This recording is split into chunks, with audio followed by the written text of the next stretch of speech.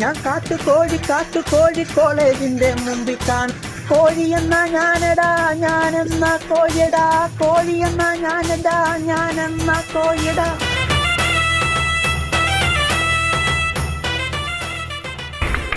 എല്ലാവരും ഇങ്ങോട്ട് നോക്കിൻ. എന്താ നമുക്കൊന്ന് പോയി നോക്കിയാലോ? പിന്നെന്താ, എല്ലാരും വരുവിൻ, ആസ്വദിപ്പിൻ.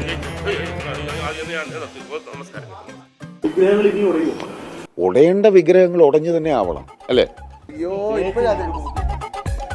വിഗ്രഹങ്ങൾ ഉടയണമെന്ന് ഞാൻ ആഗ്രഹിക്കുന്നില്ല, പക്ഷെ ഉടയേണ്ട വിഗ്രഹങ്ങൾ ഉടയണം. ഇവിടേക്ക് വന്ന സമയം നന്നായി. ഞാനും കുറച്ച് നാൾ ഇരിക്കുക. അപ്പോൾ ഞാൻ അത്യാവശ്യം തൻ്റെ ഇടത്തോടെ കാര്യങ്ങൾ അവിടെ പറഞ്ഞിട്ടുള്ള ഒരാളാണ്. എനിക്ക് പോലും ഭയത്തോടു കൂടിയാണ് എനിക്ക് ജീവിക്കാൻ പറ്റുന്നത്. അപ്പോൾ അവരുടെ പവർ എത്രയാണെന്നുള്ളത് നമ്മൾ മനസ്സിലാക്കുക.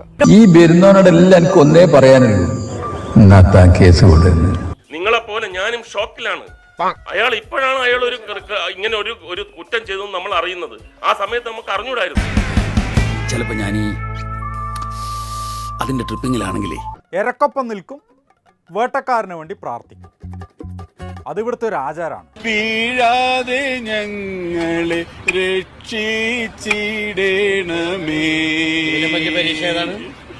ആമേൻ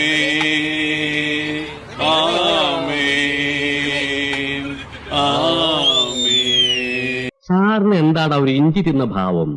സാറ് ഈയിടെ കുറെ ഇഞ്ചി തിന്ന് കൂട്ടുന്നുണ്ട്. സിനിമയിൽ സൽഗുണ സമ്പന്നൻ, ജീവിതത്തിൽ മഹാപോക്രികൾ. നമസ്കാരം.